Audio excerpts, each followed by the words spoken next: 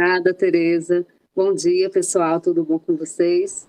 Bom, a gente vai fazer nós temos aqui 1h30, né, para conversar um pouco, para trocar, principalmente trocar ideias e mais ainda escutar, né? Então, assim, para iniciar esse momento de escuta, de troca de ideias, eu vou começar com um pequeno textozinho de Rubem Alves, talvez você já conheça, ele é bem conhecido, mas que ele tem tudo a ver com a nossa conversa de hoje, que diz assim: o que as pessoas mais desejam é alguém que as escute de maneira calma e tranquila, em silêncio, sem dar conselhos, sem que digam, se eu fosse você. A gente ama não é a pessoa que fala bonito, é a pessoa que escuta bonito. A fala só é bonita quando ela nasce de uma longa e silenciosa escuta. É na escuta que o amor começa, e é na não escuta que ele termina. Não aprendi isso nos livros, aprendi prestando atenção. Então, Rubem Alves tem um texto que é famoso, né, sobre a arte da escutatória, e esse é um pequeno trechozinho desse texto dele. E aí a gente inicia essa nossa temática de hoje, e só que antes eu queria escutar vocês, pelo menos que vocês abrissem rapidamente, se não quiserem deixar a imagem aberta, só para eu poder ver com quem eu estou conversando, para a gente não se sentir tão sozinha, né? Então eu estou vendo aqui que tem Eduarda, tem Elizabeth, tem Graça, Maria Luciana, Marli, Michele, S. Melo, acho que é Socorro Melo, Viegas e Wagner e Wisla. Cadê as imagenzinhas de vocês? Quem estiver sem problema na imagem que puder aparecer, apareça só um pouquinho para eu ver quem vocês são. Somos tão poucos. Oi, Marli, tudo bom? Oi, bom dia. Bom dia. Tudo bom, todos? Tudo bom? Se eu estou na secretaria, o Sim. ministro só começa às 10h30, eu vou deixar para entrar mais tarde, porque estou retornando das férias, aí eu preciso resolver algumas coisas aqui, Tá bom, mas sejam bem-vindas. Tem ok? Graça também. Tudo Um bem, tô vendo. cheiro. Um beijo. Bom dia a Graça, todos. Michele. Wagner está sem poder aparecer, Michele está dando bom dia, está sem câmera. A Bom gente hoje. dia. Bom Bom dia. dia. Viegas, acho que é sobrenome, né, Viegas, que tem aqui. Meu nome é Rosali. Você é de escola, de Sou de ser mesmo? escola. Sou de É, escola. Sou professora. ai, que maravilha que você interessou pelo tema. Uhum. Pois é isso, gente. Então, eu imagino que as outras pessoas estão sem poder aparecer aqui nas imagens, mas não tem problema, é assim mesmo. Eu hoje Olá, mesmo tive um problema. Oi? olá, Isla. bom dia. Bom Bom dia, dia, Isla. sou eu, Graça. Oi, Oi, Graça, bom Graça dia. Pinto, eu sou professora, né? E estou na gestão do Evangelina Elita hoje. Ah, que maravilha. Bom, estou aqui porque eu acredito, quando eu vi o tema, eu acho que, embora eu esteja na educação infantil, eu acho que essa questão vamos dizer assim, da escuta do aluno, ela é importante em qualquer segmento, em qualquer momento da vida escolar da criança. E, assim, a gente também pode estender essa escuta para os pais, né? Então, Com os certeza. pais, eles falam, as crianças, elas vão trazer a fala através dos pais. E eu achei muito interessante, por isso eu me inscrevi, né? E porque eu acho você, assim, maravilhosa. Oh, meu Deus. Obrigada. E obrigada pela presença também de vocês. Assim, a gente se retroalimenta, né, nessas conversas que a gente vai tendo ao longo do caminho, que a gente vai trilhando. Eu passei pelas escolas e agora estou na secretaria, e para mim isso enriquece muito o trabalho da gente. E a gente cada vez mais vai aprendendo a escutar e praticando também o exercício de ser escutada, que também não é só. Escutar não é fácil, ser escutada também não, né? Então, nós vamos. Michele está dando bom dia aqui pelo chat. Bom dia, Michele. Bom, então eu vou iniciar a nossa conversa aqui. A gente combinou que vocês podem escrever nas perguntas ou comentários no chat, que Teresa e Alexandre vão registrando para a gente falar depois, ou se for alguma coisa que vocês sintam que tem a necessidade, a pertinência e querem falar naquela hora que eu estiver comentando, vocês também fiquem à vontade, é só levantar a mão que os meninos vão avisando aqui e organizando. Bom, crianças e gestão escolar democrática, encontros e possibilidades, né? Então, por que eu pensei em trazer esse tema hoje para a gente? Bom, começar que esse tema ele vem, né, ele é um recorte da minha pesquisa de mestrado, que foi os lugares das crianças do 5º ano A na Escola Municipal Professor Antônio Campos, em Mãe Luísa.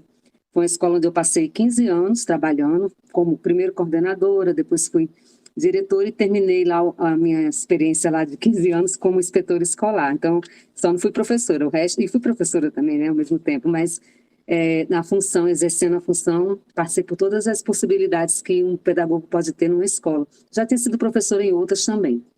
E aí, eu sempre fiquei eu tinha uma inquietação dentro de mim, que como é que a gente poderia trabalhar uma escola de gestão democrática se o principal personagem da escola não participava das tomadas de decisões, né? Isso não surgiu assim do nada, né?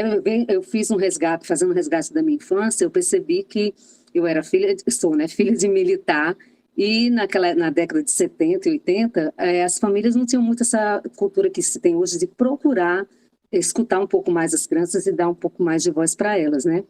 Quer dizer, voz elas têm, o que falta é a gente permitir que elas se expressem.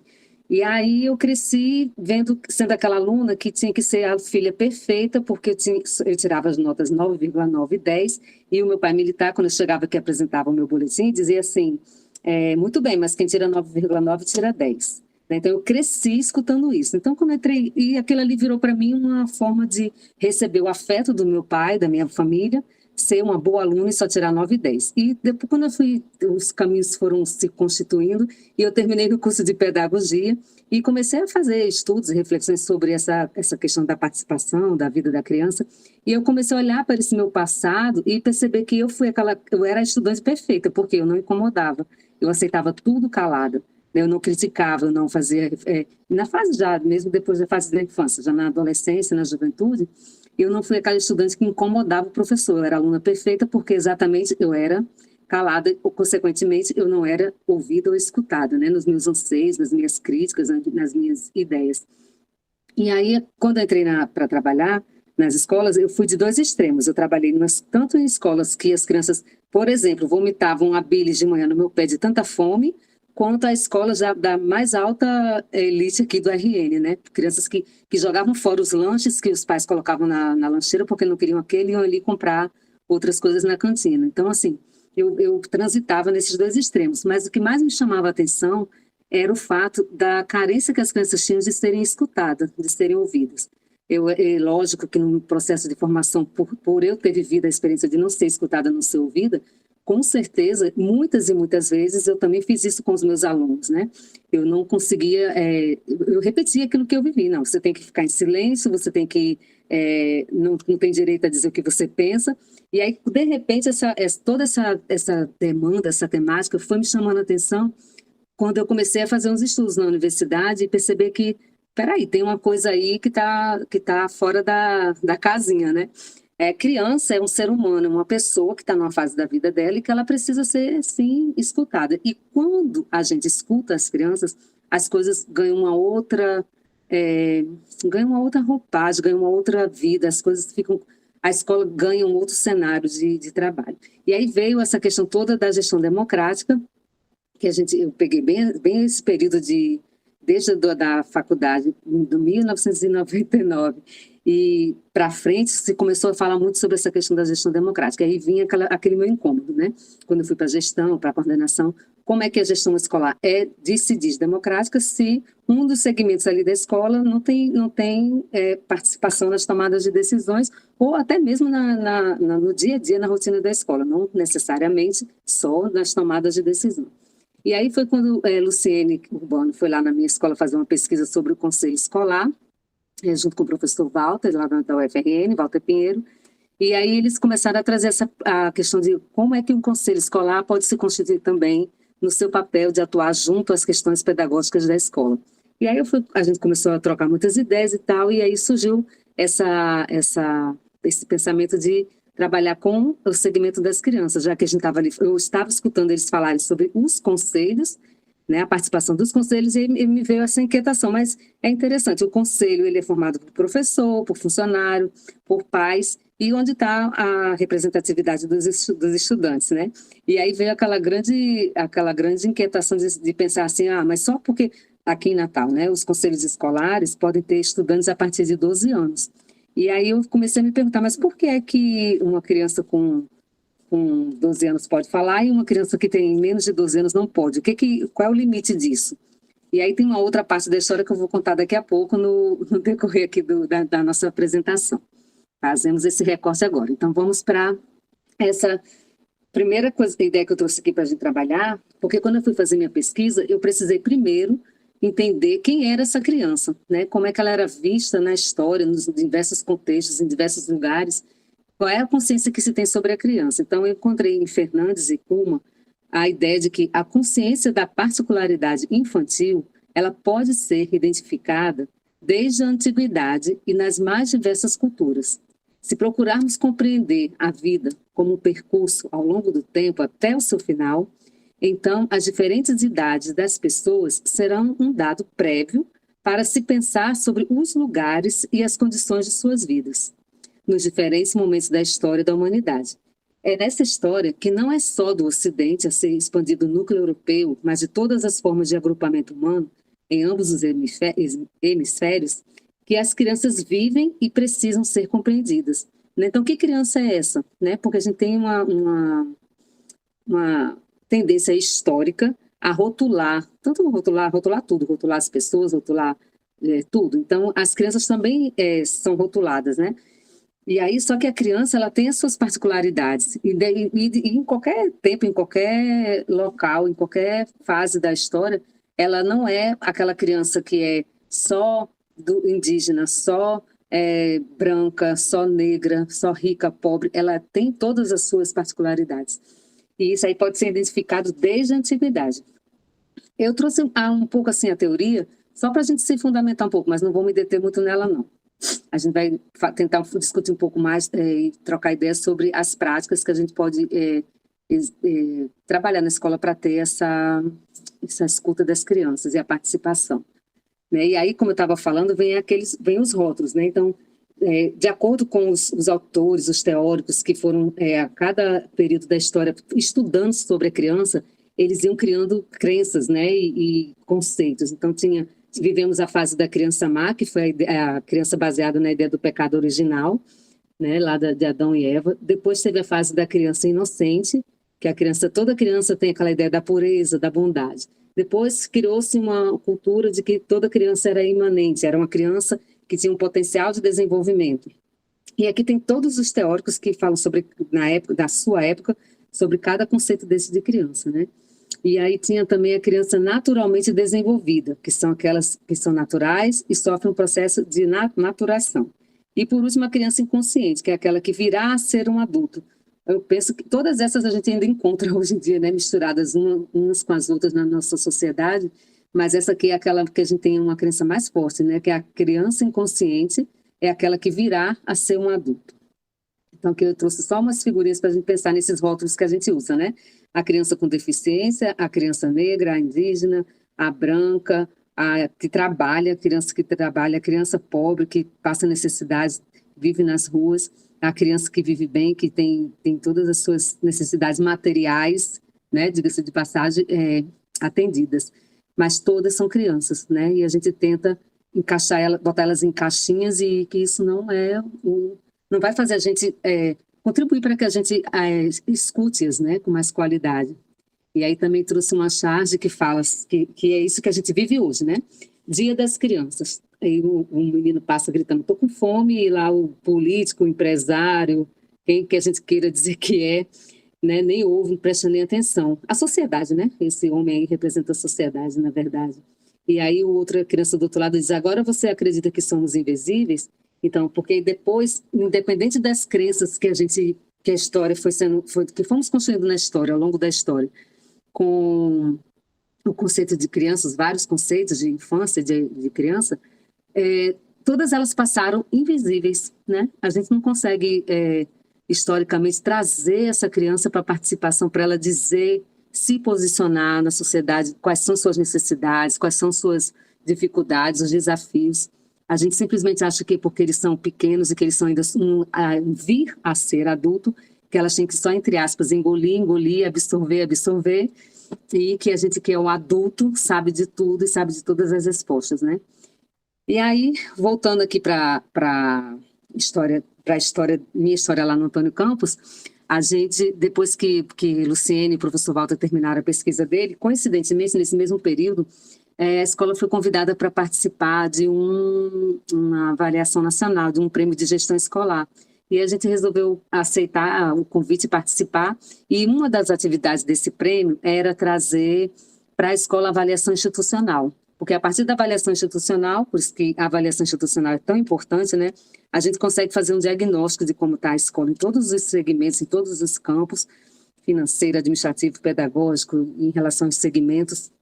E aí, nessa avaliação diagnóstica, nessa avaliação institucional, a gente conseguiu reunir um número assim, muito grande de pessoas na escola, na reunião.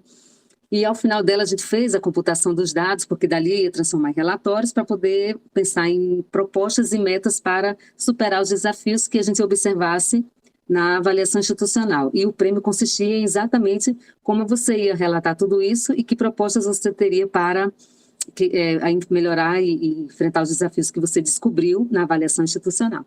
Bom, aí a gente fez, e aí todas as perguntas, né, a gente conseguiu ter um retrato bem legal da escola, muitas coisas precisavam avançar e melhorar, e aí, de repente, lá no questionário tinha perguntas: as crianças participam das tomadas de decisões da escola?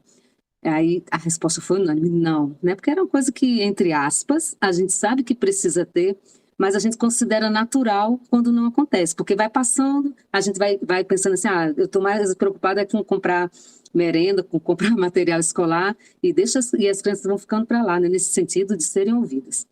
E é que a gente sabe que tem muitas escolas de ICMES que fazem trabalhos maravilhosos. E isso também que não é generalização, não é generalizando, não são em todos os lugares que as crianças não participam. Já tem várias unidades de ensino que a gente tem o conhecimento que já existe um trabalho bem sistematizado mesmo de procura da escuta das crianças, o que é maravilhoso, né?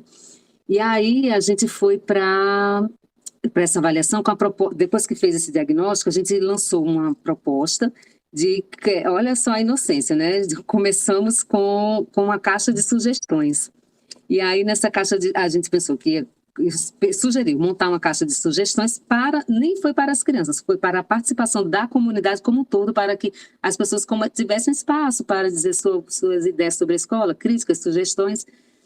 E aí a gente terminou que conseguiu ganhar o prêmio de gestão escolar. E dentre os entre aspas, presentes desse prêmio, um deles a escola ganhava um recurso de R$6.000.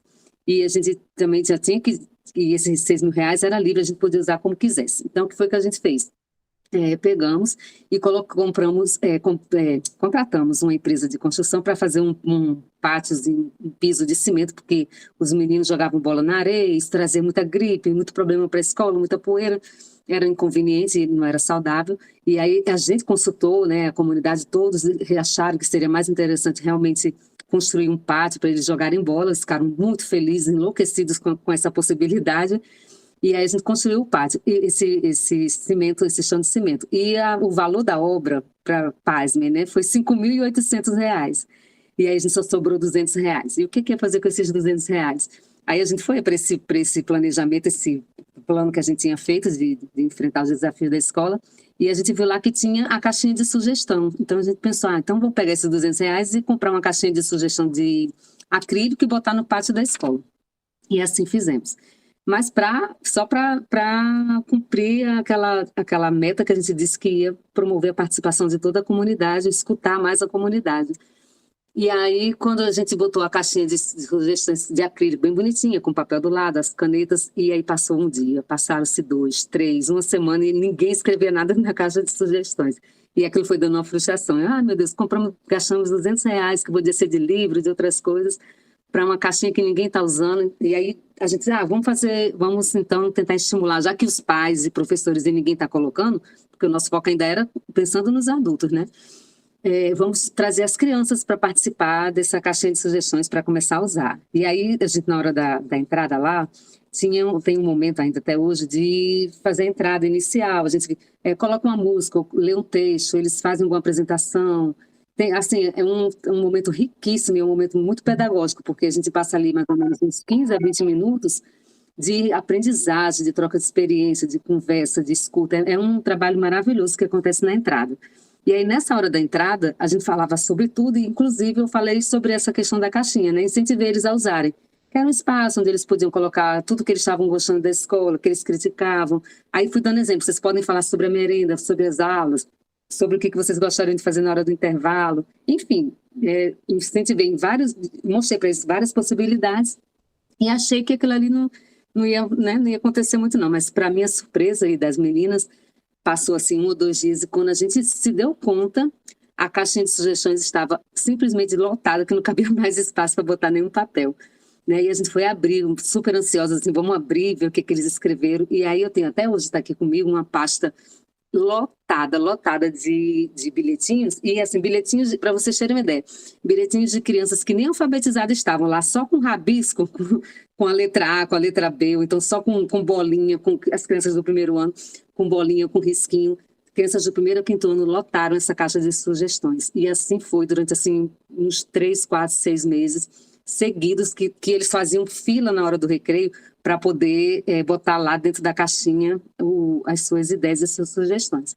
E o mais interessante ainda é que não era assim o fato só da caixinha, lógico, está cheia de papel, né? Mas o que estava escrito dentro naqueles bilhetinhos eram coisas assim que a gente lia e se emocionava, porque a gente dizia assim, olha só, né, a necessidade que eles sentem de participar mesmo, né, de dizer quem eles são, quais são as ideias deles, o que eles gostam na escola, o que eles não gostam na escola. E a gente passa por eles ali todo dia e não para escutar. E aquilo me tocou assim de uma forma tão, tão profunda que foi a partir daí que eu pensei e fui focando nesse tema e chegou na minha dissertação do mestrado. Né? Porque assim, eram coisas assim, por exemplo, desde uma criança que botou, porque eu me lembro assim agora, né, que eu até botei lá no meu texto, que a escola, que ele queria que colocasse na escola um tobogã que rodeasse a escola todinha e caísse numa piscina. Uma coisa que a gente diz, mas isso é um pensamento de criança, entre aspas, né? Infantil, criança que fica com a criatividade, lógico que não ia poder ter um tobogã ao redor da escola, com piscina, mas o fato não é que se pode ter ou não, né? O que eu acho que mais chama atenção é o fato dele ter uma ideia e ele querer e ele ter assim, autonomia e liberdade para expressar a sua ideia. Né? E aí também não vinha só maravilhas não, né? A gente recebeu muita crítica. Então, por exemplo, eles detestavam comer no lanche biscoito com suco, né? Às vezes a gente passou por uma época que teve problema na merenda e não chegava o repasse, e 2, 3 dias seguidos tinha que ser suco com biscoito. Eles odiavam esse suco com biscoito. Eles queriam que tivesse mais vezes o cachorro quente, arroz com paçoca, né? Então, e por aí vai. Então, e assim, por exemplo, tinha crianças que diziam, eu quero aula de balé, eu queria que na escola tivesse uma sala de teatro, eu gostaria de ter aula de inglês. Então, assim, eles não dizem só coisas engraçadinhas, entre aspas, de criança, né? Que lindinho a criança está dizendo isso. Eles ali diziam coisas seríssimas, né? E mostrando para a gente assim, olha, eu sei que eu não tenho aula de inglês, mas eu sei que eu tenho direito de ter, né? Eu gostaria muito de poder escolher, olha só o nível, né, que a gente pensa que a criança não tem a capacidade de chegar. Aliás, a gente sabe que a criança tem a capacidade de estudar, de chegar ali no nível de compreensão que a criança chega, mas a gente vai passando e a gente não presta atenção naquilo que elas estão dizendo. Porque o que eu estou dizendo aqui, eu tenho certeza que não é novidade para ninguém, né? E elas dizem, uma criança diz assim, a gente gostaria de ter a oportunidade de escolher o nosso lanche, assim como acontece nas escolas dos Estados Unidos. Por quê? Eles veem nos filmes, né? As crianças lá nos Estados Unidos vai passando na prateleira e vai colocando na bandejinha deles o que eles querem comer. E ele queria dizer assim, poxa, será possível que nem o meu lanche, eu tenho alguma possibilidade de escolha mínima que seja dentro do que pode ser oferecido, né? Eu tenho que comer aquela sopa de feijão que eu não queria comer hoje no lanche.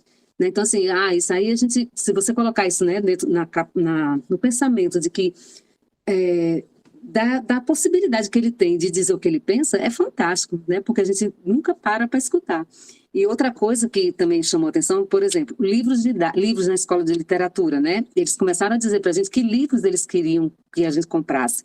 Porque o adulto, assim, é uma coisa tão automática que a gente faz, o adulto, o diretor administrativo se senta com o pedagógico, com o coordenador e diz, vamos ter que comprar livros de literatura que está acabando aqui nesse está velho, está usado, a gente quer renovar o nosso estoque aqui da biblioteca. senta, faz uma lista, ou então pega, separa o valor e vai lá na livraria, vai escolhendo o livro aleatoriamente. Esse aqui é da educação infantil, esse aqui é de menino de 8 a 9 anos, esse é de 1 a 5 anos, e a gente sai pegando os livros, sem perguntar a eles, né? Eles são os leitores. Que livro essas crianças estão querendo ler? Que temas, que ideias está circulando entre eles, para que eles digam a gente, que apontem que livros eles gostariam de ter na biblioteca. E aí, quando a gente começa a perguntar, eu achei muito engraçado. Tinha assim, livros de suspense, livros de... na época daquele... Ai, meu Deus, esqueci o nome agora. Que é um monte, assim, uma coleção gigante, assim, de um menino que vive uma experiência na escola, que retrata muito a realidade deles, que é tímido, que tem vergonha. Enfim, assim, vários conteúdos que a gente diz, olha só, essas Harry Potter, eles queriam que a gente comprasse livro de Harry Potter. E a gente fica lidando com eles num plano, assim, sem saber quem são aquelas crianças, né? Então, por exemplo, lá no Antônio Campos, a gente tem crianças que as pessoas erroneamente, né, pensam assim, mora em Mãe Luísa, entre aspas, não tem acesso ao conhecimento, à cultura, não sabe, não tem assim, a vivência que uma criança, entre aspas, de uma condição melhor possa ter. A gente está redondamente enganado, né? Esse mundo hoje em dia não é um mundo mais da gente que vive isolado em caixinhas. A gente tem uma internet, tem um mundo virtual dos jogos, dos games deles, que levam eles para onde eles quiserem. Então, por exemplo, eu tenho uma aluna lá, a gente tem uma aluna, que ela me disse que estudava coreano.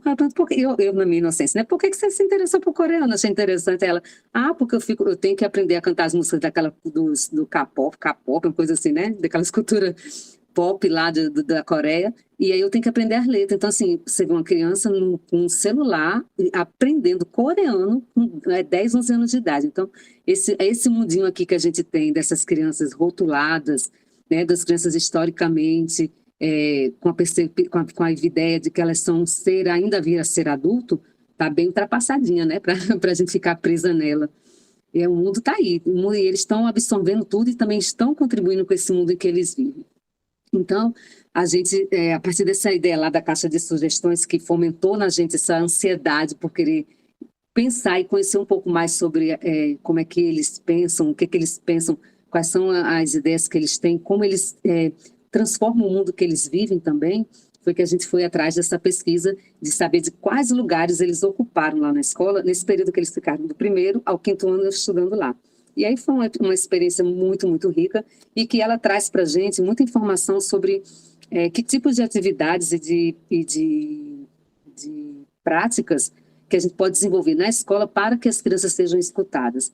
Isso significa que lá no Antônio Campos elas chegaram ao final do 5º ano com isso plenamente desenvolvido nelas? Não, né? De jeito nenhum. A gente chega a uma percepção de que a escola faz, sim, o seu papel, ela conseguiu também fomentar isso neles, esse pensamento crítico, reflexivo, mas não é só a escola, né? A gente precisa ser honesto e também entender que é esse mundo também que elas estão vivendo hoje, que é bem um pouco melhor e mais diferente do que foi o meu na minha infância, nessa perspectiva de deixar a criança se expressar e falar e dizer a opinião dela, né? E aí, eu vou fazer outro recorte na história da escola e passar para essa outra reflexão aqui. Então, esse processo, voltando lá, né, para essas crianças invisíveis, decorre das concepções historicamente construídas sobre as crianças e dos modos como elas foram escritas em imagens sociais, que tanto esclarecem sobre os seus produtores. Aquilo que a gente estava falando, né, da criança historicamente construída na perspectiva da sua invisibilidade. Então, o conjunto de sistemas estruturados de crenças, teorias e ideias em diversas épocas históricas. Então, quanto ocultam a realidade dos mundos sociais e culturais das crianças na complexidade da sua existência social. Então, Sarmento é um autor português, tem ele, a irmã dele e outros teóricos lá em Portugal falam muito sobre essa questão da criança na educação infantil e dessa escuta dessa criança e do conceito de criança, né, que a gente tem, que é historicamente construída para que elas pertençam a essas caixinhas que a gente tanto quer tirar das nossas ideias quando está trabalhando junto com a criança. E que, na verdade, essas caixinhas onde elas são colocadas, elas ocultam a realidade do mundo dessas crianças, de onde elas vivem, essa complexidade que é ser uma criança. Então, a gente depois que a gente fez essa reflexão no nosso trabalho, a gente foi pesquisar como é que isso está previsto na legislação brasileira. Porque tem todo um histórico, né, de uma legislação que vem de outros países, que começa a querer incentivar a participação das crianças, mas eu foquei mais aqui para hoje só nessa questão da legislação brasileira, para a gente ver como é que a gente está aqui, né, como a gente vai caminhando do Brasil até chegar aqui na nossa rede municipal. Então, aqui na Constituição Federal, 1988, no capítulo 3, que é da Educação, Cultura e Desporto, na seção 1, diz que a gestão democrática do ensino público na forma da lei. Então, na Constituição Federal, já se, como é que eu posso dizer?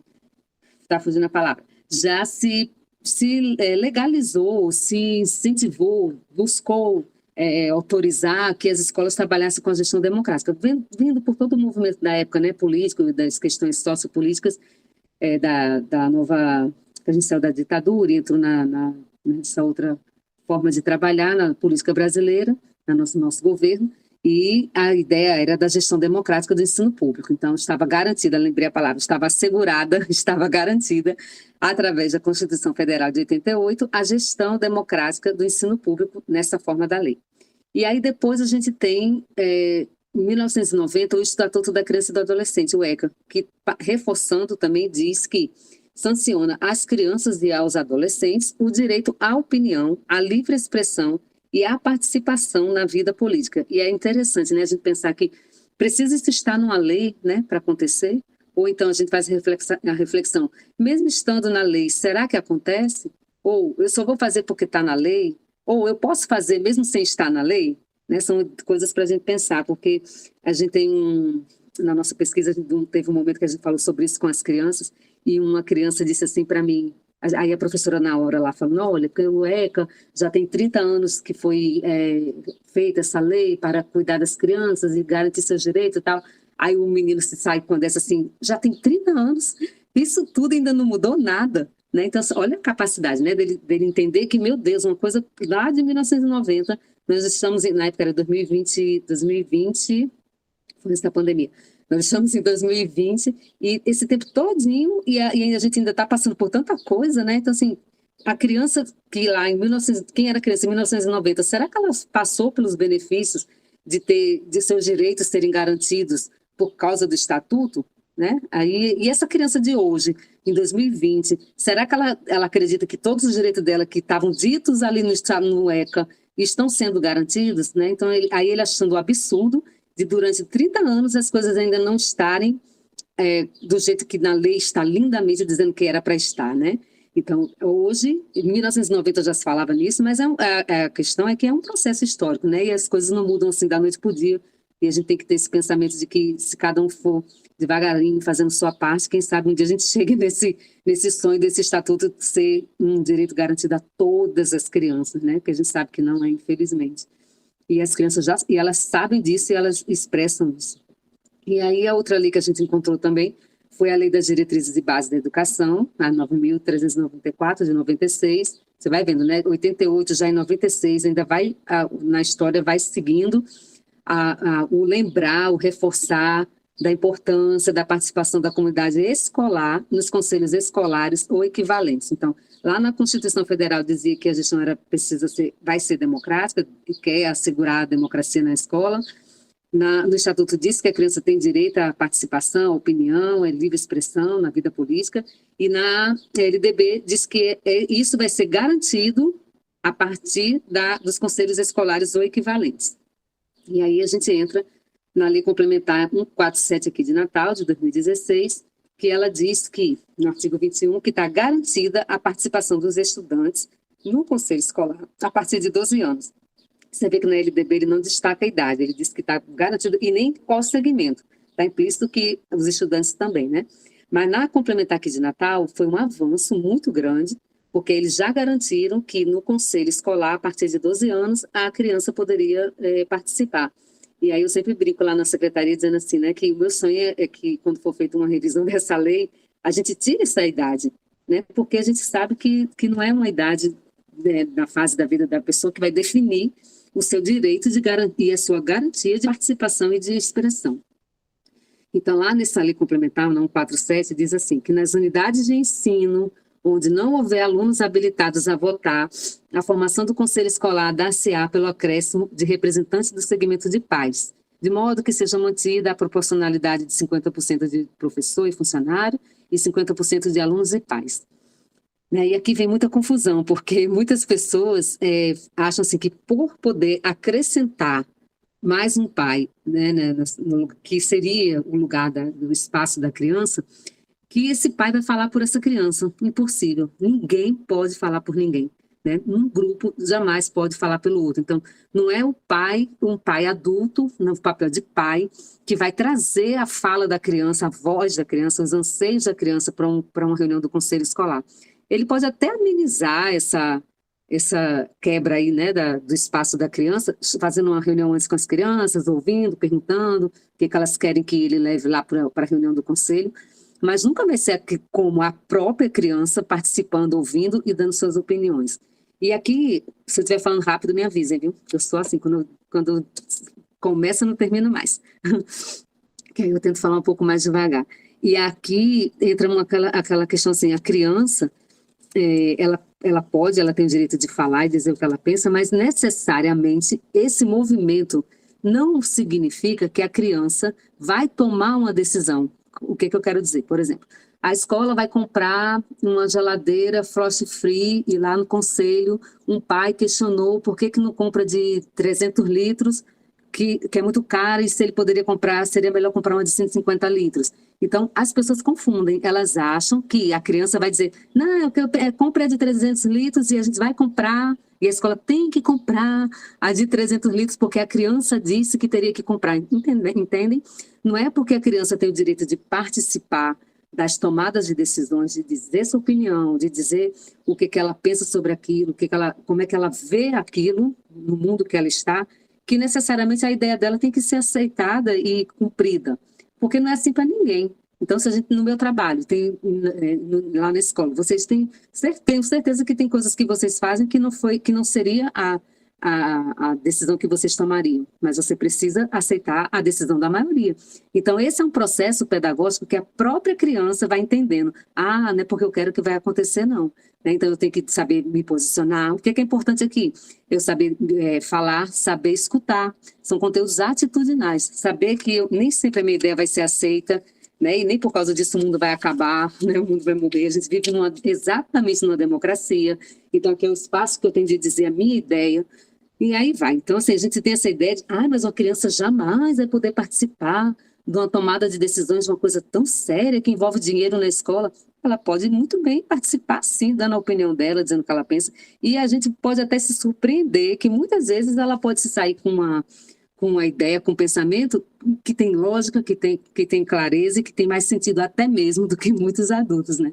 Ou traz para a gente luz sobre questões que a gente não tinha ainda parado para pensar e a ideia delas podem contribuir, sim, muito, né? E é isso que a gente precisa trabalhar nas escolas e na nossa prática diária como gestor escolar, que aqui o foco é na gestão escolar, da riqueza, que é trazer essa temática, trazer essas crianças para dentro das tomadas de decisões da escola. Aí a gente fala assim, tomada de decisões, só tomada de decisões? Não, né, assim, tomada de decisões de coisas sérias, não, de qualquer coisa, né, a gente vai fazer uma festinha do Dia das Crianças. Hoje em dia eu fico assim pensando, meu Deus, como é que a gente faz uma festa do Dia das Crianças e não chama as crianças para perguntar, para trazer o que elas querem para a festinha delas, né? Muitas vezes o que elas vão escutar é a resposta assim, olha, não dá para ser assim, você está sonhando uma coisa que a gente não tem dinheiro para fazer, ou então, a gente gostaria muito, não dá para ser, então, mas vamos pensar em outra possibilidade. Então, são momentos, são espaços de aprendizagem que a gente tira da criança, né? E depois, o mais grave, é que a gente chega lá na fase adulta sem saber votar, sem saber dizer o que a gente pensa, engolindo o sapo da vida, porque não viveu desde a primeira infância a experiência de passar por essas situações, que fazem parte dessa conversa da democracia, né? Não é só da gestão escolar democrática, mas da vida, né, democrática como um todo. Então, na BNCC também fala isso, né, que participar ativamente com adultos e outras crianças, tanto do planejamento da gestão da escola e das atividades propostas pelo educador, quanto da realização das atividades da vida cotidiana, isso que eu acabei de falar, né, tais como a escolha das brincadeiras, dos materiais, dos ambientes, desenvolvendo diferentes linguagens e elaborando conhecimentos, decidindo e se posicionando. Então, isso aqui é aprendizado para a vida. né? Como eu falei, a gente quer que uma pessoa saiba votar, que ela saiba expressar seu lugar na sociedade, e eu nunca ensinei isso a ela. Eu quero que o adulto saiba fazer. É impossível. Eu hoje em dia tenho uma compreensão assim, que a gente está enxugando o gelo em querer uma sociedade justa, democrática, igualitária, plural, que respeita a diversidade, sim, querendo que o adolescente e o adulto saiba fazer isso, mas sem mostrar isso para ele desde a primeira infância. Eu não consigo, eu acho que a gente vai morrer enxugando o gelo e não vai chegar nesse ideal de sociedade enquanto a gente não começar isso desde a primeira infância. E relacionado à primeira infância, eu tenho até um exemplo de uma escola, que acho que alguém aqui já deve ter escutado eu dar esse exemplo, né? De uma colega minha, que ela era gestora de um CMEI lá em Alagoas, e ela disse que um dia percebeu que os bebês de 6 meses não estavam mais querendo brincar com os brinquedinhos lá próprios para a idade deles. Mas o brinquedo ficava jogado, ele não estava nem aí, e aí nos momentos de brincadeira, né? E aí ela um dia, aquilo começou a inquietar ela, meu Deus, que brinquedo eu vou comprar para essas crianças que eles não estão mais nem aí, para esses que a gente já tem e tal. E aí ela disse que um dia uma mãe entrou, ficou atenta, né? Mas como é que eu vou saber perceber, descobrir o que eu faço? E aí um dia chegou uma mãe com um filhinho no colo para conversar um pouco com ele e botou o menino no chão para engatinhar, para ficar brincando. E aí a diretora percebeu que o bebê pegou aqueles paninhos, que segura a porta, peso de porta, que tinha lá, era um desenho de um animal, um animalzinho, era no formato de um animal. Aí ela pegou, a criança começou a brincar com aquilo ali, super entretida. E ela disse, olha só, né? Aí ela disse, já sei, tenho uma ideia. Aí encomendou, porque no trabalho artesanal, se ela podia encomendar que não fosse tão pesado, mas que tivesse aquelas forminhas, né, de animais, de outras coisas. E aí ela encomendou e foi um sucesso esse brinquedo entre as crianças lá do berçário. Né? Então, assim, houve uma escuta, a criança ali se expressou e a diretora teve a sensibilidade, né, a empatia de se colocar ali no lugar de ver, de observar, de abrir o olhar para o entorno dela e ver o que a criança estava dizendo para ela. Não precisava a criança falar, a criança era um bebê de 6 meses, não falava ainda. O que precisou foi só a criança mostrar o caminho para ela e ela estava atenta e percebeu. Né? Então, assim, a criança de 6 meses fala. A criança de 1 ano pode falar? Pode. Tanto que a gente tenha as habilidades, saiba quais são as habilidades, as competências específicas e próprias para que a gente faça com que isso floresça. Né? Então, assim, é um trabalho difícil? Por que ele é difícil? Porque ele envolve as nossas próprias crenças. Então, como a professora que estava aqui, né, lá do CMEI, a diretora, acho que é Graça, né, que falou, porque ela acredita nisso. Então, isso para mim eu já ganhei o de hoje. Porque se você não acreditar, infelizmente, esse trabalho não vai acontecer, que foi o que a gente viu lá na lei, né? Tá lá, a lei já existe, tem mais de 30 anos. E será que isso ainda existe, que isso já acontece na maioria das escolas? Com certeza não. Né? Então, assim, acontece em muitas, sim, mas na maioria não, era para ser uma coisa natural. Né? E por que não acontece? Porque muitas vezes eu não acredito. Muitas vezes eu tenho todos os espaços, tenho estrutura, tenho material, tenho as condições de fazer isso acontecer, mas eu não acredito que a criança possa fazer isso. Né? Então, eu não consigo, como liderança de uma escola, na gestão escolar, fomentar isso nas pessoas da escola, trazer isso para toda a comunidade, como acho que foi Graça que também falou, para os pais, porque não adianta também só fazer na escola, né? Em casa, os pais também têm que criar essa cultura do diálogo, que é importantíssima. Hoje em dia está na moda. Cultura do diálogo, cultura do protagonismo, tudo que é cultura da escuta, porque é chique fazer meditação, é chique trazer o protagonismo das crianças, mas isso aí tudo é só balela se você não acreditar, né? Porque você vai fazer sem acreditar e não vai encontrar o resultado disso. Então, ainda lá na BNCC, que é isso que eu quero dizer agora, ela reforça o seguinte, que o importante é expressar, que a criança possa se expressar como sujeito dialógico, participe dos conflitos, sim, de saber que a minha ideia não vai ser aceita, que a minha opinião não foi a que o grupo acatou, que eu sei aceitar isso, né? Que seja um processo de escuta e de fala, um processo que seja criativo e sensível nas suas necessidades, que ela fale as suas emoções, que ela fale os seus sentimentos, as suas dúvidas, as hipóteses, descobertas, opiniões, os questionamentos por meio de diferentes linguagens. Então, está aqui, a gente fica pensando, meu Deus, está tudo aqui, né? Como ontem eu estava assistindo aquela palestra com a professora Cristina, ela falando sobre currículo, e eu pensando, né, gente, a gente sabe o que é currículo, né, o currículo oculto, o currículo que tem que ser um currículo, não for, a partir da realidade da escola, não é currículo, então assim, mas por que a gente não faz, né, porque cai nessa ideia do acreditar naquilo ali. E mais uma vez eu reforço, é fácil fazer? Não, é dificílimo, né? Mas a gente precisa acreditar primeiro para dar um passo. Eu estou há 1 ano na gestão, estou entrando no segundo ano agora. Eu dei um passo tão pequenininho, isso aqui não foi nada, mas dei um passo, então um passo é melhor do que nada, né? Um passo é melhor do que ficar parado lá no lugar. E aí a gente vem agora falando sobre a gestão escolar democrática, que eu estou fazendo a mesma coisa que a professora Cristina fez, né? A gente sabe que é gestão escolar democrática. Então, se eu for perguntar aqui a vocês, vocês sabem até mais do que eu, né? Então, assim, a gente não está falando de uma coisa nova. Ah, meu Deus, eu nunca vi falar de gestão democrática. Então, como se consegue uma gestão democrática, né? E aí tem a figura bonitinha, todo mundo ao redor de uma mesa. Será que é assim que funciona de verdade, né? Na escola, no dia agoniado, a reunião quase que não acontece, porque o pai não consegue sair do trabalho para vir, a diretora tem 10 coisas para dar conta, o professor está chateado porque ele tem mais uma tarefa para fazer, que além de ser professor, ele ainda é secretário do conselho e tem que preparar as atas, e ele não está com tempo para preparar as atas. Enfim, ali a gente está aqui sorrindo, né, na foto, mas na hora lá da vida real tem os desafios, tem os problemas, né? Mas se a gente, como gestor, como a liderança, passar essa energia para eles de que a gente também está enlouquecido ou que não acredita naquilo ali de verdade, a gente não vai conseguir chegar nessa escola onde todos os segmentos participam de verdade, né? E aí a gente fica num sonho de uma gestão democrática, que eu digo que é uma utopia, uma escola transparente, com ética, participação, autonomia, descentralização, uma escola da pluralidade, uma escola que cumpre com todas as questões legislativas, uma escola legal, uma escola que funciona ativa. Aonde, né? Essa escola existe só na lei, só no papel, lá da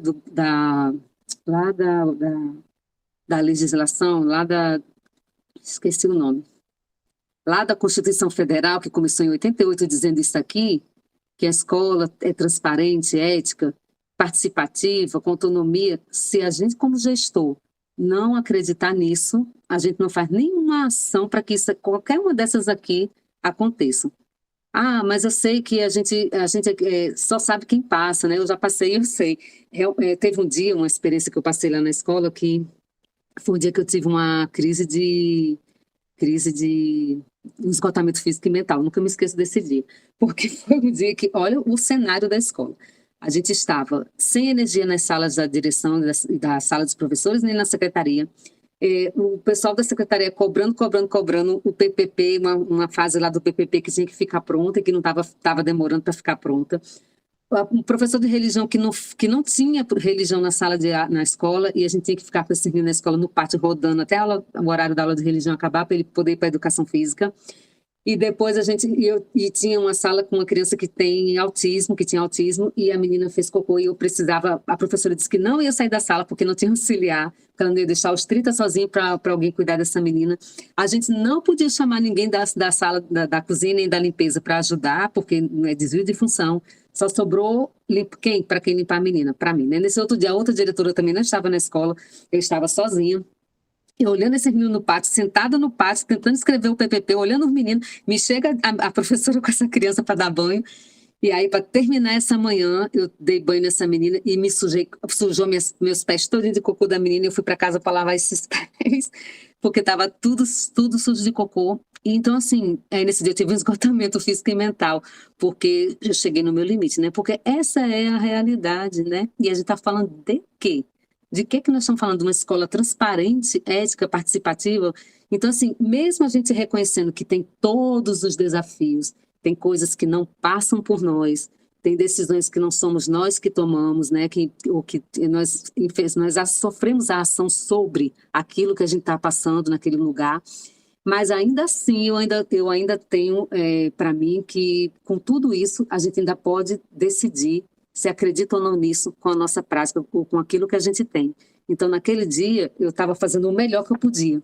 Por mais que eu tenha chegado no esgotamento físico, mas naquele dia eu fiz o melhor que eu podia. Eu acreditava nessa gestão democrática, né? Mesmo sabendo que não estava nada legal, não estava nada certo, mas eu tinha que caminhar por um sentido de escutar a criança e de deixar ela participar disso tudo, como um dos caminhos dessa gestão democrática, não o único, né, mas como um caminho. Então, eu contei essa história só para dizer assim, que a gente fala que existe na lei, que lá o SPAD faz formação para a gente, vocês fazem formação sobre isso e tudo, mas a realidade é dura, só a gente que sabe. Mas aí eu retomo a ideia. Se a gente não acreditar, não acontece nada, nem um pequeno passo. Então, a gente precisa acreditar um pouco para tentar ver se lá na frente isso vai se voltar em benefício para a gente, que seria trazer a formação do sujeito, da criança, já desde a primeira infância, para esse exercício da democracia, para que quando ela chegar lá na fase adulta, ela seja um pai que saiba reivindicar o direito dos seus filhos, ela seja um adulto que saiba reivindicar os seus próprios direitos para uma vida melhor, né?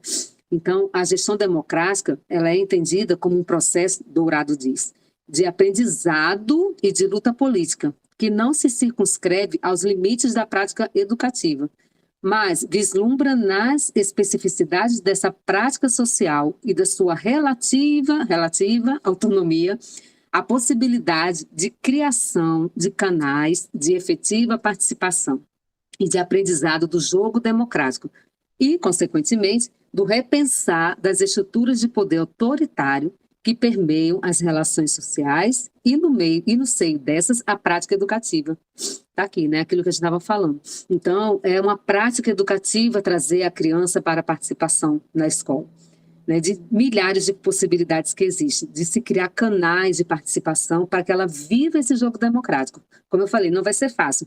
E é uma autonomia relativa. E tem aí uma estrutura de poder autoritário que permeia essas relações, tanto na sociedade como no seio da escola, no seio da família.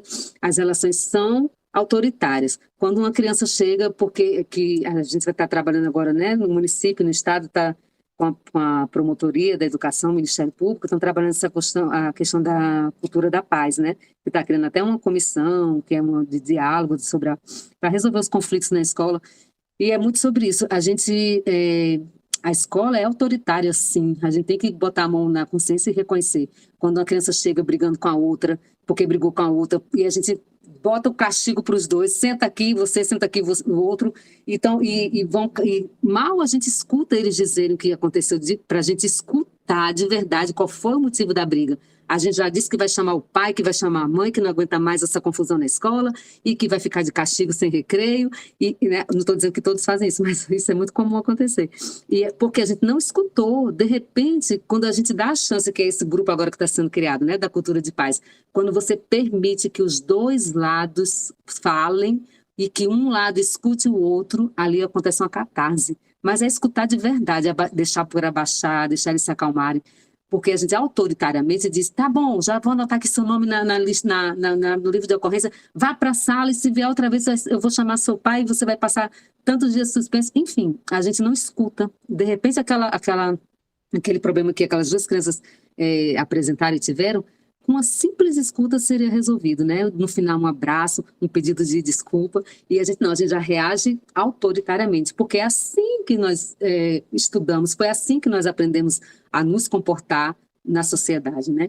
E aí essa gestão democrática tem essa perspectiva, né, de trazer para a vivência pedagógica, a experiência prática desse jogo, do diálogo, do ganhar e do perder, do ser aceito, do não ser aceito, a minha opinião, e por aí vai. Então, um outro pensamento que eu trouxe para vocês é esse, que nós não devemos chamar o povo, a escola, para receber, esse é Paulo Freire, para receber só instrução, postulados, receitas, ameaças, repreensões, punição, mas para que eles possam participar coletivamente da construção de um saber que vai além do saber de pura experiência feito, que leve em conta as suas necessidades e o torne instrumento de luta, possibilitando-lhe transformar-se em um sujeito da sua própria história, né? Paulo Freire, assim, eu tenho ultimamente pensado muito assim, as pessoas tratam Paulo Freire como se fosse uma coisinha bem fácil de trabalhar na escola. Gente, Paulo Freire não disse que era para ser de uma forma para ser assim, brincando, não. Ele diz, é sério, o processo de aprendizagem é um processo que tem que ser levado com seriedade, com responsabilidade, com ética. Acho que o livro dele, se eu não me engano, é o Pedagogia da Autonomia. É um livro que quando você lê, assim, meu Deus, ser professor é tudo isso, né? Então, como é que é muito difícil a proposta de Paulo Freire? Ela não é uma coisinha simples, não. E a gente fica pegando as frasezinhas dele e transformando em coisinha bonitinha nos nossos slides, como se fosse fácil ser um professor que trabalha com a dialogicidade, com o respeito à pluralidade, né, com o espaço da escuta. É muito difícil, muito, mas existe competências e habilidades para isso e existe possibilidades. Então, são essas, um pouco, hoje eu trouxe aqui para vocês, já são 9h04, um pouco dessas possibilidades. Eu não tô, infelizmente, como eu estou aqui no meu celular, não estou conseguindo ver se vocês estão colocando comentários, mas aí depois, no final, a gente vai deixar um tempinho só para isso, tá? Para responder se vocês tiverem alguma pergunta ou também se quiserem se posicionar. Bom, encontros e possibilidades para que essa escola seja uma escola séria, científica, uma escola que trabalhe com responsabilidade, com ética, com todos os princípios da gestão democrática. Existe essa possibilidade com as crianças, né? E aí a gente, na nossa pesquisa, descobriu que existe, né? E os caminhos que são, assim, os caminhos que a gente precisa trilhar com as crianças é um caminho que esteja de acordo com as linguagens que ela usa, que ela pode utilizar. Então, eu trouxe aqui um trecho só para vocês verem. Uma dessas possibilidades são as entrevistas. E eu trouxe aqui só um trecho de uma entrevista para vocês verem como é que eles têm essa compreensão, sim. Então, eu perguntei para eles, você acha que é para uma criança, para Coringa, porque na minha pesquisa eles botaram nomes, eles se identificaram com o nome que eles quiserem. Então, Coringa, eu perguntei para ele, você acha que as crianças podem participar das decisões sobre o que acontece na escola? Aí, sim, elas devem, né? Porque nem sempre eles têm que tomar a decisão sozinhos. Eles têm que dividir com todo mundo, porque tem gente que vai gostar e tem gente que não vai gostar. Mas eles também não entendem isso, porque é a direção da escola, é o prefeito, não sei o quê, lá. Aí ele estava aqui criticando que eles devem participar, mas ninguém entende isso, né? Aí eu perguntei, ninguém chama as crianças? Ele, ninguém chama. E se te chamassem, você participaria? Ele participaria. Como? Eu ia dar minha opinião, como eu sempre dou. Às vezes eu dou minha opinião para ver se eles me escutam, né? Então, assim, tá vendo? Eu estou aqui no mundo, né? Eu sei ler o que está acontecendo ao meu redor, eu tenho consciência, pensamento crítico, eu quero dizer o que eu penso, mas ninguém me chama, né? Ninguém me escuta. E o outro aluno foi Daniel. Ele disse, fiz a mesma pergunta, se ele acha que pode participar, ele disse, também, né? Devem, né? Porque assim que elas vão ter um pensamento melhor para poder agir de todas as formas. Essa frase para mim é fantástica. Porque ele está querendo dizer assim, que quanto mais ele vivenciar esses momentos pedagógicos de aprendizagem, de participação, com todas as tensões, desafios que isso traz, ele vai poder agir, ampliar a visão dele sobre o mundo, sobre as decisões, sobre o que ele quer decidir na vida dele, né? Então, isso é fantástico. Ele diz de um jeito que, entre aspas, nós adultos consideramos infantil e simples, mas é de uma profundidade, né? Então, aí eu perguntei, como é que pode participar? Então, como ele viveu a história da caixa lá de sugestões, ele botando na caixa de sugestões, pedindo à diretora, porque tem coisas aqui que todo mundo quer, sendo que tem outros que não comparecem para ajudar. Querem, sendo que não ligam. Então, assim, ele disse que tem criança assim que quer ajudar, e tem outros que não quer comparecer. Então, alguma vez você já chegou para a direção, para as pessoas da escola, já deu sua opinião? Ele disse, não opinião, mas eu já pedi uma coisa que eles fizeram. E o que foi? Foi porque Jubis Clayton é o nome de um outro coleguinha que ele se deu esse nome, ele que criou o nome. Esse foi porque Jubis Clayton estava completando o ano e a gente fez uma festa surpresa para ele.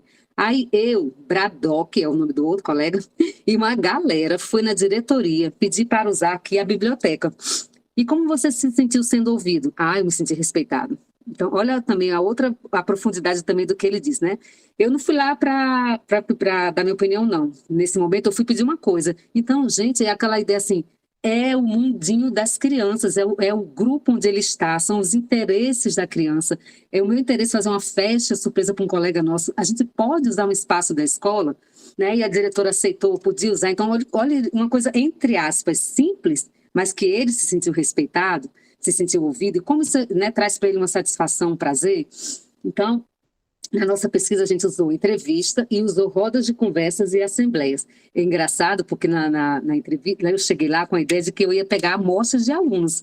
Eu ia pegar para uma entrevista 20 alunos, para uma tarefa lá que eu fiz com ensaio fotográfico, eu ia chamar só 10. E aí, quando eu comecei a dizer para eles qual era o projeto, o que eu ia fazer, que eu ia ficar um tempo com eles e tal, aí foi uma revolta, porque eles disseram que não queriam que só 5, 6 participassem de coisas específicas. Eles queriam todos participar de tudo. Eu só faltei enlouquecer com o meu professor, né? Porque meu universo, meu campo de pesquisa ia ficar muito grande, com 30 e poucos alunos e todas as atividades que eu planejei para os 30 e pouco.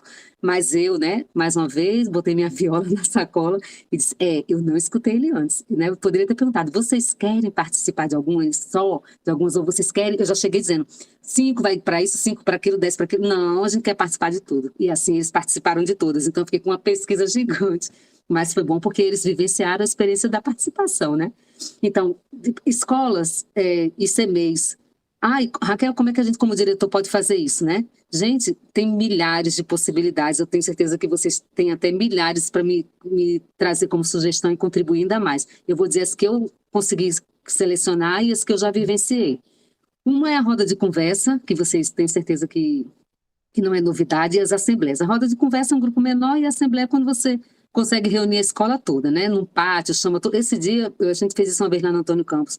Foi inesquecível, a escola lotada com pai, aluno, professor, para a gente apresentar o PPP, uma parte lá do PPP que estava fazendo. Foi a coisa mais linda do mundo, porque eles ficaram... Era fantástico. Então, a participação deles, o sentimento de pertencimento, de estar ali escutando e decidindo uma coisa séria para a escola. Aí a gente fica achando, no primeiro momento, esses meninos vão saber falar? Falam. Eles falam sim. Eu peguei algumas imagens aqui, eu não sei se essa foi da escola da Irmã Dulce, do CMEI Irmã Dulce. Não, mito, CMEI Irmã Dulce, tô louca, né? Do CMEI Bom Samaritano, Irmã Dulce é a diretora, Jesus. Do Bom Samaritano, que as meninas estão fazendo roda, tipo um CRT, um conselhinho. Elas estão até apresentando hoje também, chama conselhinho. Então, eu vi as crianças na roda. Que tarefa mais simples do que essa? Ali você está deixando os pequenininhos já dizendo o que eles pensam, aprendendo a ouvir, escutar. Isso é uma experiência, uma participação política e de gestão democrática, né? Outra sugestão seria da observação e da escutativa, como eu dei o exemplo daquela diretora que observou o que um bebê estava mostrando para ela, e aí eu trago essa observação e escutativa é o mínimo, né, que a gente pode fazer com respeito ao próximo, né, não é só a criança não. Então eu trouxe uma frase de Friedman que me tocou muito quando eu estava fazendo meu texto, e que ela é muito profunda, e que diz assim, mergulhar no mundo do outro, não só na sua fala, mas no olhar, no gesto, no tom, nas emoções alheias que podem nos tocar. Escutar é estar plenamente presente, né? Então, você estar aí do outro lado da telinha e não está fazendo outras coisas, está escutando o que eu estou dizendo, olhando para mim, como eu agora estou aqui totalmente mergulhada nisso para vocês, né? Então, acolher o momento do outro, adentrar a paisagem do outro, conhecer e reconhecer o outro em sua singularidade, em seu momento e em seu tempo. Escutar é doar-se e entregar-se ao outro. Aqueles 2 menininhos que ficam brigando lá na escola, né? Será que eu sei da vida deles? Será que eu sei por que ele está tão reativo? Por que hoje ele explodiu, né? Então, acolher esse momento do outro, é escutar o outro, é mergulhar nesse mundo do outro. Isso é muito lindo. Outro exemplo de prática e de experiência seria através das artes e das brincadeiras, né? Então, através de desenhos, através de ensaio fotográfico, a gente fez lá, eu fiz na minha pesquisa, um ensaio fotográfico, eu pedi que eles saíssem pela escola, fotografando qual era o lugar da escola que eles mais gostavam e depois eles tinham que me dizer por quê. E disso virou um ensaio fotográfico. Gente, é porque eu não tenho mais tempo aqui, mas eles disseram cada coisa fantástica sobre os lugares. Só um rápido aqui, que já está acabando o meu tempo. Uma menina tirou a foto de um cantinho do corredor. Aí eu perguntei, por que você tirou a foto aqui desse espaço, né, na escola? Só um detalhe, ninguém tirou foto da sala de aula, né? Isso já é um ponto para a gente pensar. Mas aí tirou do cantinho do corredor. E eu perguntei por que ela disse, porque aqui eu vivi as experiências mais lindas da minha vida aqui nesses 5 anos na escola. Aqui eu me juntava com minhas colegas, a gente ficava vendo as pessoas passarem, um canto de passagem. A gente ficava trocando confidências, chorava, sorria e se divertia. Aí quando ela falou isso para mim, a lágrima dela começou a cair. Ela disse, nunca mais eu vou me esquecer dessa escola e desse cantinho, desse corredor. Né? Então ali foi um espaço de vida, de aprendizagem da adolescência, né? Da pré-adolescência já no finalzinho do 5º ano, e que ela vai guardar como um lugar que ela trocava ideias, que ela tinha amigas confidentes. Meu Deus, é muito lindo. É aprendizado, é escola viva, né? Não é escola só para aprender conteúdos. Uma outra sugestão, que eu já falei aqui, a caixa de sugestões. Raquel, como a gente pode fazer uma caixa de sugestões? É muito complicado. Está aqui uma de caixa de sapato, né, decoradazinha. Você pode usar o Google Forms, hoje em dia as crianças estão super ligadas, né, antenadas nas internet da vida. Desculpa, tem essa caixa de acrílico parecida com a que a gente comprou lá na escola, que você bota no pátio, no canto de fácil acesso, essa outra de madeira, a gente decora, enfim, 1001 possibilidades, só basta a gente acreditar. E o Conselho de Representantes de Turmas, que eu acho que aqui eu estou quase finalizando já, a gente vai é um projeto de formação da gente lá do SPAD para trabalhar com vocês. A gente ainda não começou, porque a gente teve uma paradazinha agora por causa da avaliação dos gestores, mas a gente já tem uma formação já agendada para que vocês levem essa ideia para a escola como um incentivo. Aqui eu peguei de algumas que já fizeram, o Ascendino já fez. Então, assim, o que é o Conselho de Representantes de Turma? O Chico Santeiro já fez também, o Bom Samaritano já faz o conselhinho, tem outro CMEI que eu não recordo o nome agora, que também já faz alguma coisa mais sistematizadas, além de só da roda de conversa. E eu fico muito feliz de ver os CMEIs entrando nessa, porque, para mim, como eu já falei, o caminho é esse. Se eu tiver uma educação infantil que a criança vivencie essa experiência, ele vai chegar no ensino fundamental 1 com mais potencial de reflexão, de participação, e no fundamental 2 mais ainda, e aí a gente vai formando pessoas, se formando junto com elas, pessoas críticas e pessoas que sabem, que tenham a consciência do papel delas na sociedade. Então, aqui tem os crachazinhos que o pessoal lá do Ascendino fez para cada representante de turma. Elas criaram um manual para cada um levar para sua sala, com todos os, qual é o trabalho do representante de turma, a função dele, em que ele pode ajudar a escola. E o Chico Santeiro fez também uma eleição muito bonita com as caixinhas para eles votarem e tal. Já soube que esse ano teve uma escola que pediu ao TRE a urna eletrônica para ter a votação dos representantes. Então, assim, imaginação e criatividade, eu sei que vocês têm muito mais até do que eu. Então, a ideia do CRT é o quê? Que é que eu quero fechar com esse pensamento. O CRT é uma experiência que a gente pode dar o nome que quiser. Tem escola que chama de Grêmio, tem escola que chama de representante de turma, o nome não importa. Eu sempre me pego muito assim, para mim o nome não importa, importa é o fazer, é o exercício. Né? Então, lá no Ascendino, cada turma tem seu representante de turma e tem um crachá. Lá na outra escola pode ser que a diretora consiga uma verba e seja uma camisa para ser identificado. Lá na outra escola, né? Então, assim, cada escola e cada CMEI faz de acordo com a sua realidade, faz do seu jeito.